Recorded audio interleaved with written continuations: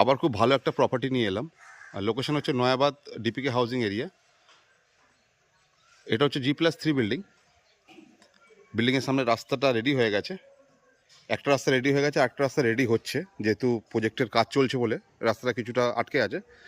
প্রজেক্টের কাজ কমপ্লিট দিলেই রাস্তাটা কমপ্লিট হয়ে যাবে। এটা সামনে আপনার প্রায় 25 ফুটের উপর রাস্তা আছে এবং একটা রাস্তা, দুটো রাস্তা পাচ্ছেন। এই বিল্ডিংটা টোটাল 9টা ফ্ল্যাট আছে, একটা করে পার ফ্লোরে, দুটো করে 3 BHK, একটা করে 1 BHK।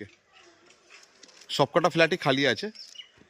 প্রোমোটার এখনও, যিনি ডেভেলপার আছে, উনি এখনও এতদিন নেয়নি, এবার বুকিং নেওয়া শুরু করছে।